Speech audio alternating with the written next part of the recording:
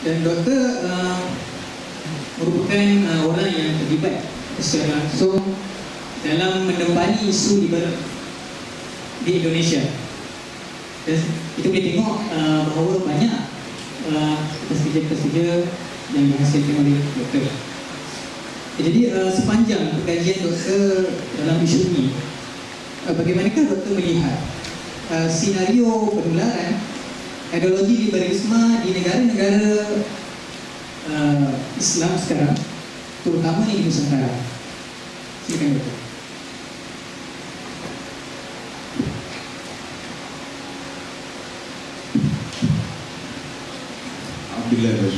Bismillahirrahmanirrahim.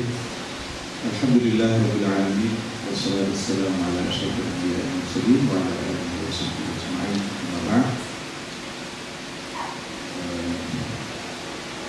Moderator, panel dan hadirin hadirat, assalamualaikum warahmatullahi wabarakatuh. Waalaikumsalam. Dalam pengamatan saya, liberalisme atau ideologi liberalisme sekarang ini saya ibaratkan seperti wabah,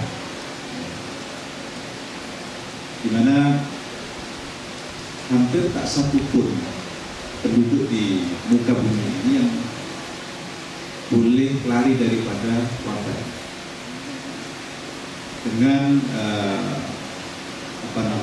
media dan perantara informatika dan yang sangat canggih ini, ideologi liberalisme ini masuk kemana-mana. Oleh karena itu,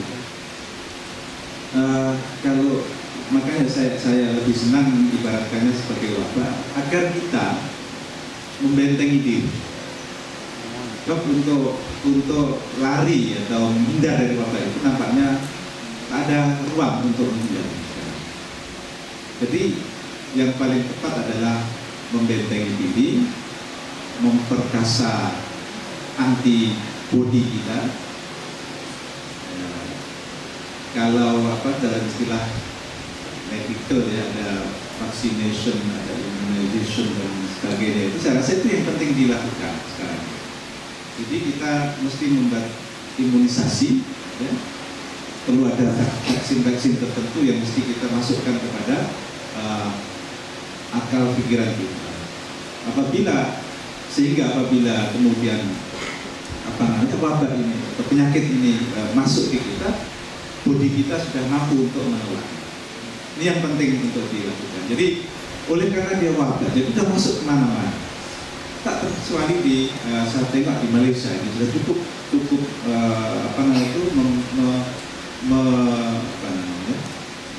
membimbangkan, memprihatinkan.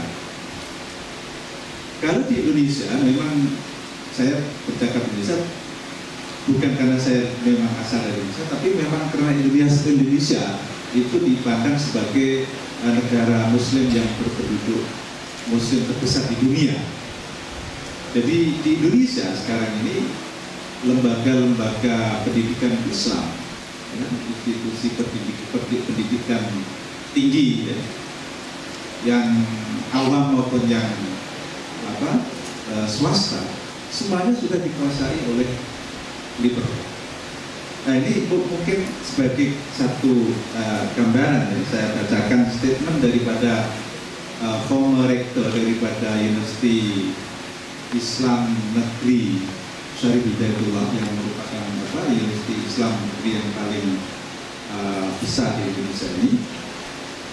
Dalam satu statementnya, beliau menyatakan, ya, sebagai lembaga akademik, kendati IAI kan, yaitu Institut Agama Islam Negeri pada masa itu tahun 2002, ya, kendati IAI kan terbatas memberikan pendidikan Islam kepada mahasiswa, tetapi Islam yang diajarkan adalah Islam yang liberal. Nah ini statement sudah memang statement, jadi tak ada tafsir lain, ya. Jadi Islam yang diajarkan adalah Islam yang liberal. IAIN tidak mengajarkan fanatisme mazhab atau tokoh Islam, melainkan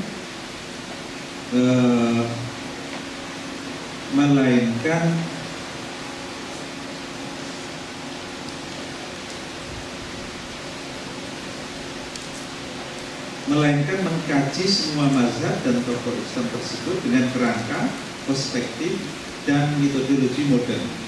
Untuk menunjang itu, mahasiswa IAIN pun diajak mengkaji agama-agama lain selain Islam secara fair, terbuka, dan tanpa prasangka.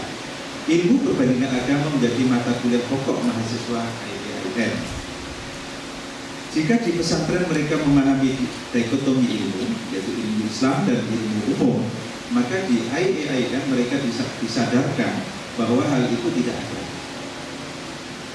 Di IAIN mereka bisa memahami bahwa belajar sosiologi, antropologi, sejarah, teknologi sama pentingnya dengan belajar ilmu tafsir Al-Quran. Bahkan ilmu itu bisa berguna untuk memperkaya pemahaman mereka tentang tafsir. Tetapi IAIN tidak mengajarkan apa yang sering disebut dengan Islamisasi ilmu pengetahuan. Sebab semua ilmu yang ada di dunia ini itu sama status dan arti pentingnya bagi kehidupan manusia. Jadi ini statement dia jelas sekali bahwa memang di IAIN atau di UIN sekarang setelah upgrade ini menjadi UIN, ini tak ada Islamisasi ilmu pengetahuan. Pernyataan ini dimuat dalam buku IAIN dan Modernisasi Islam di Indonesia tahun 2002 pada halaman 117 yang diterbitkan atas kerjasama Canadian International Development Agency SIDA dan Direktorat Pembinaan Perguruan Tinggi Islam Departemen Agama Indonesia. Jadi ini untuk menggambarkan betapa liberalisme ini sudah masuk di pusat-pusat kajian Islam. Maka tak mengherankan apabila kemudian di seluruh pendidikan Islam di Indonesia sekarang ini sudah liberal. Jadi untuk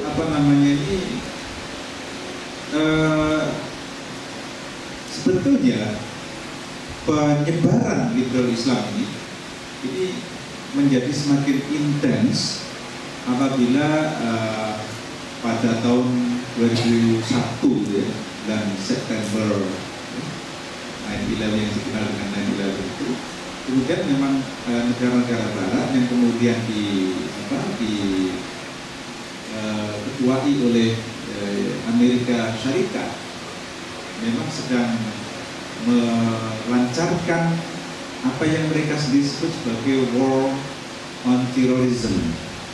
Nah, sebagai war on terrorism atau perang melawan terorisme ini tidak boleh tidak alat dan medan perangnya adalah pemikiran. That is, in the word of Condoleezza Rice, to win the war on terrorism, we have to win the war of ideas. Jadi perang idea inilah yang kemudian ingin dimenangkan oleh Barat. Karena untuk melawan terorisme ini menurut mereka mesti memenangkan perang idea. Nah, idea inilah yang memang secara besar-besaran itu dilancarkan oleh Barat yang khasnya adalah Amerika Serikat dengan mendanai NGO yang mau bekerja sama dengan mereka atau yang mau dibayar oleh mereka. So, memang dalam bahasa mereka itu mereka mengatakannya itu local hires. Jadi untuk melancarkan perang ideas ini mereka menggunakan tenaga upahan lokal, local hires. Jadi menggunakan istilah yang sebetulnya itu sangat merendahkan. Jadi, tapi sayangnya atau malangnya orang-orang yang menjadi local hires ini mereka tak menyadari bahwa mereka sebetulnya direndahkan itu, diberi duit untuk merusak pemikiran kita sendiri. Nah, ya caranya adalah dengan meliberalkan itu, liberalisasi. Itu yang apa namanya itu perlu kita sadari bersama, bahwa disinilah kita boleh memahami ya, konteks liberalisasi Islam atau Islam liberal. Jadi liberal Islam ini memang apa namanya itu dilancarkan ya sedemikian rupa dengan dukungan dana yang memang tidak sedikit.